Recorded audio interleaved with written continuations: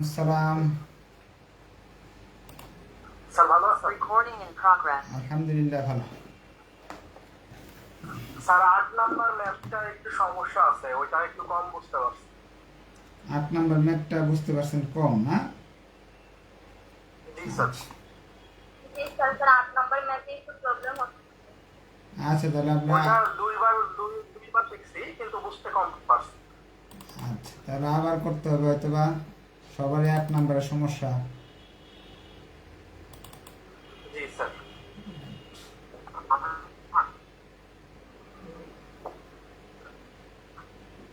আচ্ছা, একটা অঙ্ক বাকি ছিল না, বাকি অঙ্কটা হলো ওই 11 নম্বর অঙ্কটা। ওটা কি করাইতে হবে? সবাই পারছেন নাকি করাইতে হবে? না স্যার করছি, 11 নম্বর যেটা ছিল ওটা আমরা করছি। করছেন না? স্যার আমি তো নতুন, এখন কোন জায়গা থেকে শুরু করছি? আচ্ছা, আপনি যেহেতু নতুন, আপনাকে মেসেঞ্জার গ্রুপে এটা 10টা ক্লাসের একটা লিঙ্ক দেওয়া হয়েছে। ওই লিঙ্কটা থেকে আপনি ইচ্ছা করলে ওই ক্লাসগুলো দেখে নিতে পারেন। আর যদি মনে করেন না এগুলো দেখবো না, তাহলে আমরা নেক্সটে নতুন চ্যাপ্টার শুরু করবো কিছুদিনের মাঝেই। এটা শুধু ইয়ে হইতেছে, এই সলভ ক্লাস হচ্ছে এটার, এই চ্যাপ্টারের, এটার ক্যাপিটাল স্ট্রাকচারের একটা চ্যাপ্টার। এই চ্যাপ্টারের মোটামুটি 10টা ক্লাস হয়েছে অলরেডি, আর দুইটা।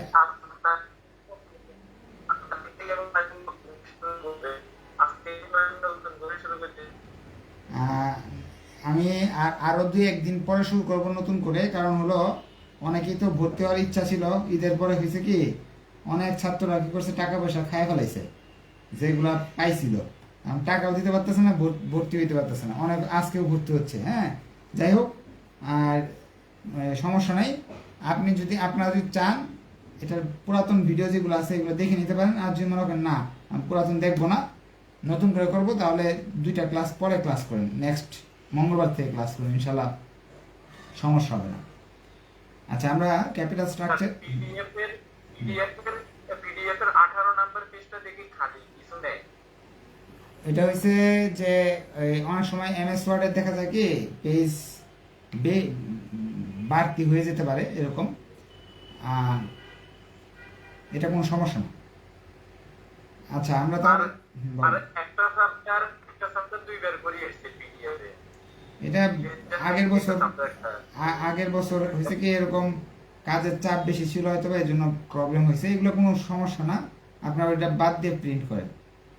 আচ্ছা, এখন ক্লাসে আমরা ফেরত যাই। হ্যাঁ, ক্লাসে আপনাদের সমস্যা হলো 8 নাম্বারটা। 8 নাম্বারটা তাহলে আরেকবার করাই দিলেই এই চ্যাপ্টারে আর কোনো সমস্যা থাকবে না ইনশাল্লাহ। এখানে স্যার আজকে কি শুধু 8 নম্বরটাই করাবেন, আর নতুন কোনো না, নতুন অঙ্ক যদি আপনাদের লাগে আমি অবশ্যই করাই দিব, যদি কোনটা আপনাদের সলিউশন লাগে। যেমন এখানে একটা অঙ্ক বাকি আছে, সেটা হলো প্রবলেম 11। এটা ছাড়া তো সব করাই দিছি, একটা বাকি নেই। ওটা করছি। প্রবলেম 11 ছাড়া আর কোনো প্রবলেম নাই, প্রবলেম 8 আছে। এছাড়া আমি বলছেন সলভ ক্লাস, যেহেতু আপনারা যে কোনো সমস্যায় দেখাতে পারেন, আজকে আমি সেই সব সমস্যা নিয়ে আলোচনা করব। এখন যদি আপনারা 8 নাম্বারের সমস্যা থাকে, আর কোনো বইয়ের কোনো সমস্যা না থাকে, তাহলে তো আজকে এই এতটুকু দেখাইলে আমাদের সলভ ক্লাস শেষ। নেক্সট ক্লাস থেকে নতুন চ্যাপ্টার ধরতে পারবো আমরা। এটা ছাড়া যদি বইয়ের কোনো সমস্যা থাকে, যে বইয়ের এই অঙ্ক পাই না, সেই অঙ্ক পাই না, এরকম যদি থাকে, তাহলে নিশ্চয়ই আপনারা বলতে পারেন, আমি সেইগুলো নিয়েও আলোচনা করবো। স্যার আমাদের বই তো ফাইনাল ইয়ারের এখন নতুন বই আসে নাই, কালকে গেছিলাম তো করলাম। ও আচ্ছা, সমস্যা নাই। তাহলে এটা তো আবার রিভিশন হবে, আর সেই রিভিশনের সময় আবার এটা আমি করে দিব না। এই সাবজেক্টের জন্য কোন বইটা নিতাম স্যার? আচ্ছা, আপনারা যদি মেইন বই নিতে চান, মেইন বই হলো ওই কমার্স পাবলিকেশন এবং গ্রন্থকুটিরের বইগুলো ভালো হয় সাধারণত। আর কমার্স পাবলিকেশনগুলো একটু কঠিন, ব্যাখ্যা কম থাকে। গ্রন্থকুটিরের একটা সুবিধা আছে যে প্রতিটা অঙ্কের অনেক ব্যাখ্যা থাকে। হ্যাঁ, এই 2টা বই ভালো আছে মেইন বই। আর যদি ওই গাইড কিনতে চান, তাহলে ব্যতিক্রম আছে, তারপরে আছে হলো দিগদর্শন আছে। এগুলা মোটামুটি ভালো। ভুল আছে, গাইডে অনেক ভুল থাকে সাধারণত। আচ্ছা, ক্লাস তাহলে শুরু করে দিই। আর এখানে আমাদের 8 নাম্বারে বলছে, 8 নাম্বার অঙ্ক করাইছিলাম একবার, আবার করাইতেছি। যাদের করা আছে তারা আজকে না করলেও হবে। আজকে ইলেকট্রিসিটি নেই, আলোর সমস্যা। বলতেছে the two companies U and L, দুইটা কোম্পানি, একটা হলো ইউ কোম্পানি, একটা L company, belong to an equivalent risk class. Their two firms are identifiable in every respect that U company is unlevered, while company L has 10% debenture of taka 40 lakh. The other relevant information regarding their valuation and capitalization rate are as follow. এই এত বড় লাইনের অর্থটা আমি সংক্ষেপে লিখে দিচ্ছি। বলতেছে দুইটা কোম্পানি, একটার নাম হলো ইউ কোম্পানি, একটার নাম হলো এল কোম্পানি। ইউ কোম্পানি কাকে বলে? যে কোম্পানিগুলো ঋণ নিয়ে থাকে তাদের বলা হয় ইউ কোম্পানি, আর যে কোম্পানি কোনো ঋণ নেয় না এটাকে বলা হয় এল কোম্পানি। এখন ইউ কোম্পানির কোনো ঋণ নেই, ডেপ্ট।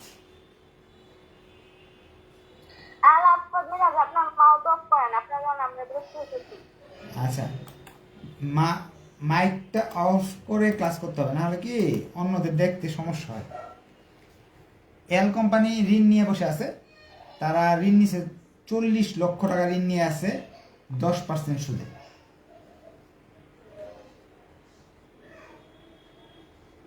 এটা প্রশ্নে বলা আছে।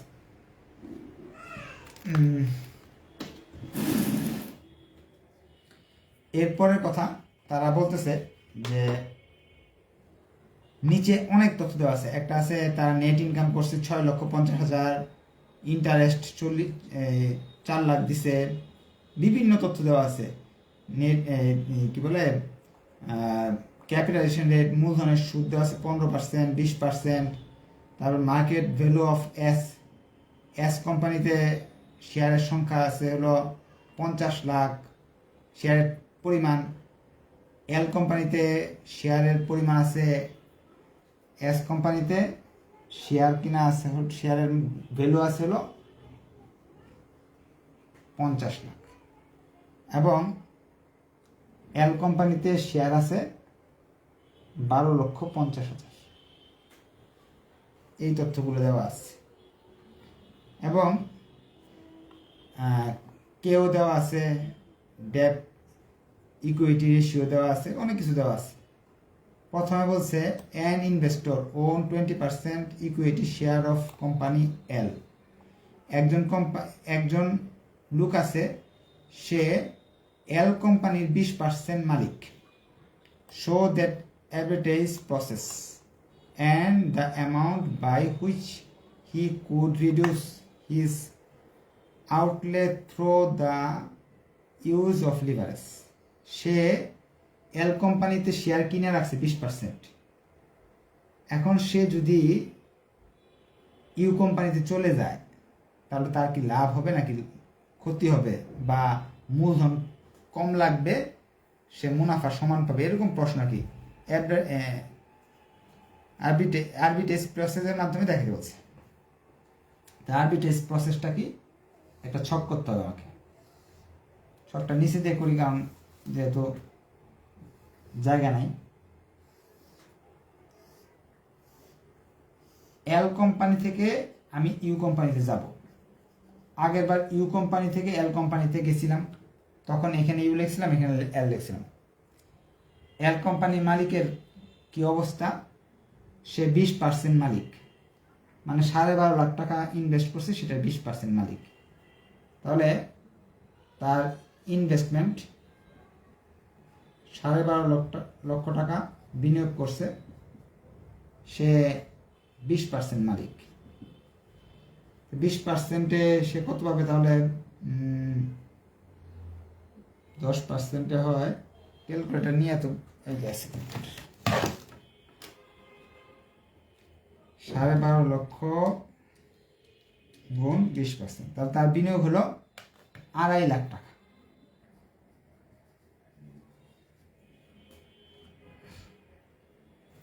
এখন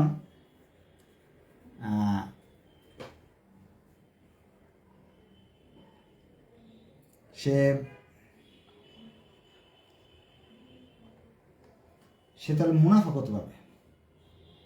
2.5 লক্ষ টাকা বিনিয়োগ করা আছে, তাহলে সে মুনাফা পাবে, প্রফিট, ডিভিডেন্ড।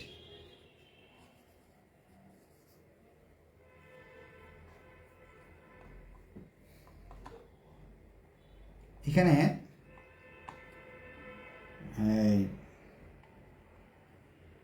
সুদের হার কত দেওয়া আছে? সুদের হার দেওয়া আছে হলো 20%। তার বিনিয়োগের 20%, 2.5 লাখ টাকার কেই দেওয়া আছে, ওটার দেওয়া আছে 15, ওটার দেওয়া আছে 20।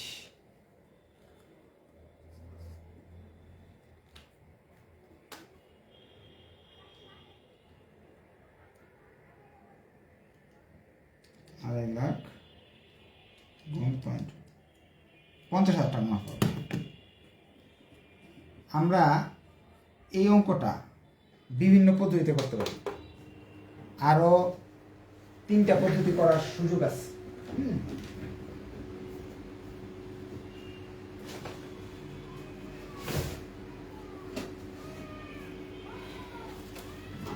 আপনারা যে কোনো এক পদ্ধতিতে করলেই হবে।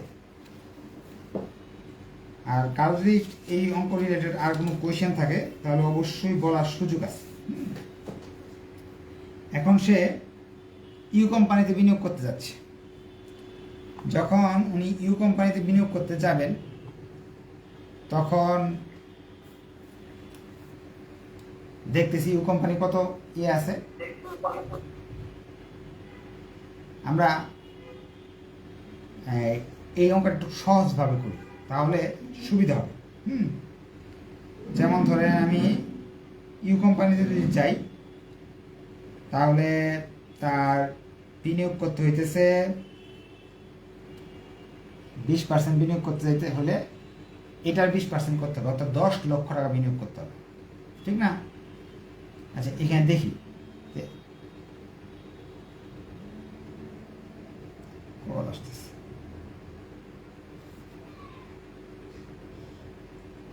এই লোক কিন্তু এল কোম্পানিতে 20% বিনিয়োগ করছে, অর্থাৎ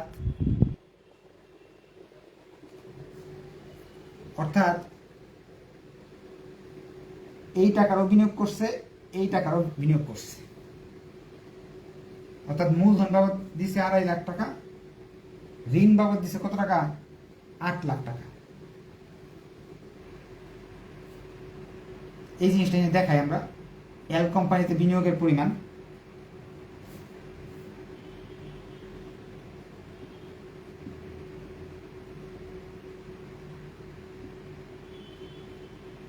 এই যে 2.5 লাখ টাকা দিল ক্যাপিটাল বাবদ,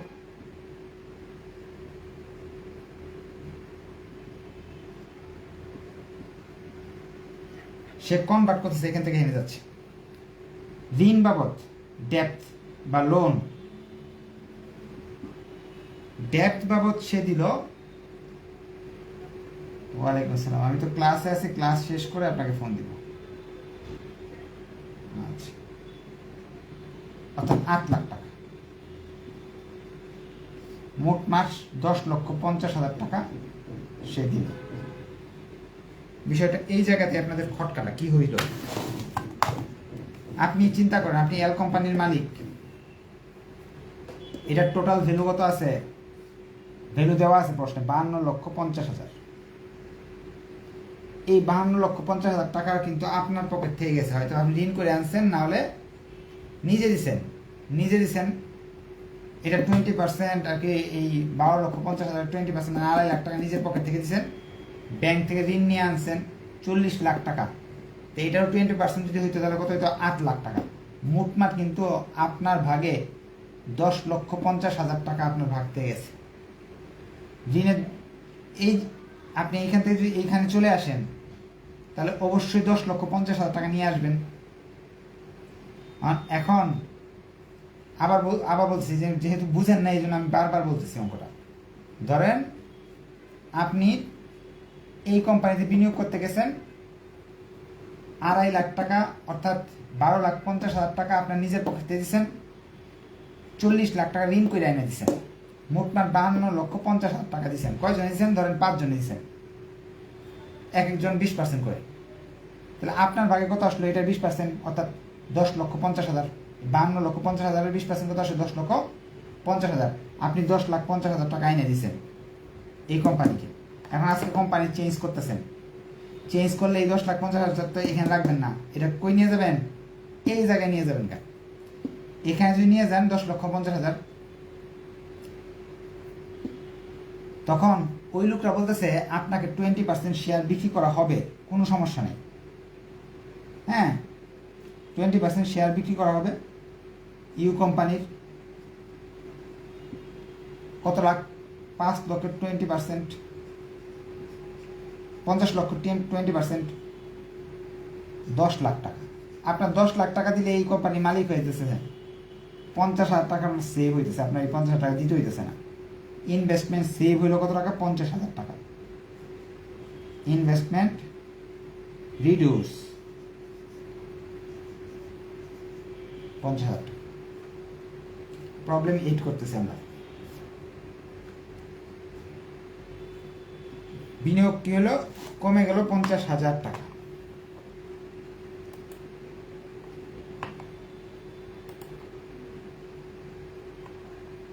এখন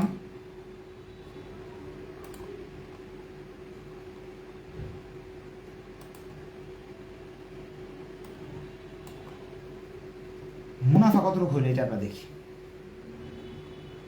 মুনাফা হলো ডিভিডেন্ড। ডিভিডেন্ড আপনাকে দিবে বলতেছে যে টাকা মুনাফা হয়েছে সে টাকার 20%। কত টাকা মুনাফা হয়েছে প্রশ্নে যাই একটু দেখে আসি।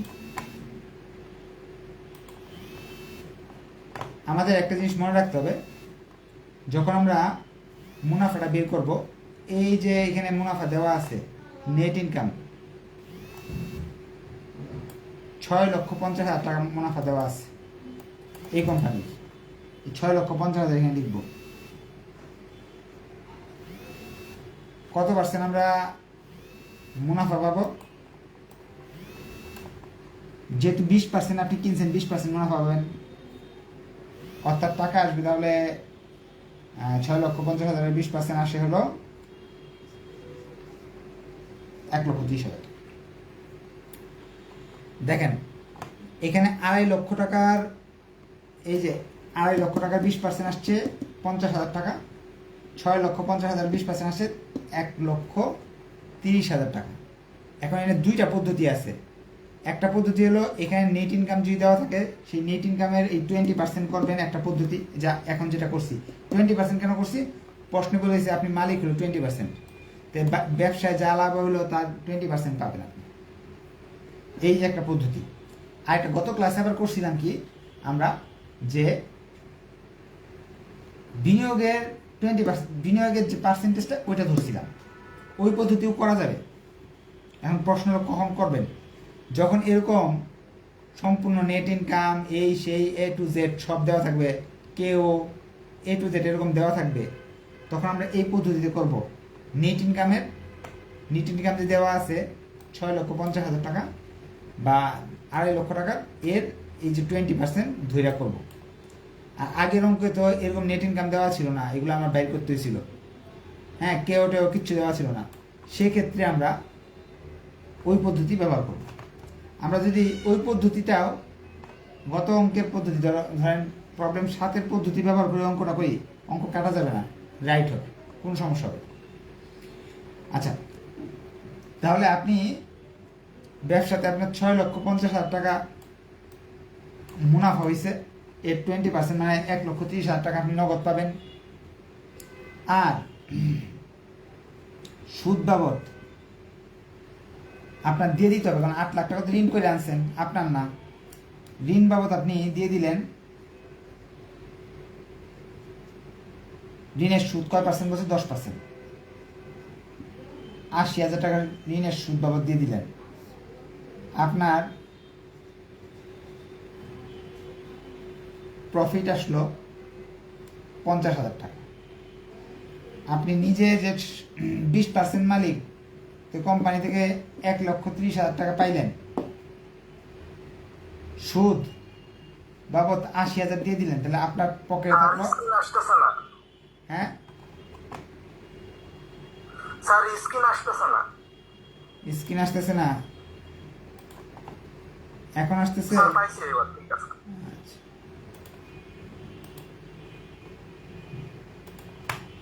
সো আপনি 1,30,000 টাকা নগদ পাইলেন কোম্পানি থেকে, কিন্তু এই 1,30,000 যে পাইলেন মুনাফা, আপনি তো 8 লাখ টাকা দিয়ে দিতে ওই কোম্পানিতে, কারণ আপনি তো 8 লাখ টাকা ঋণ করে আনছেন।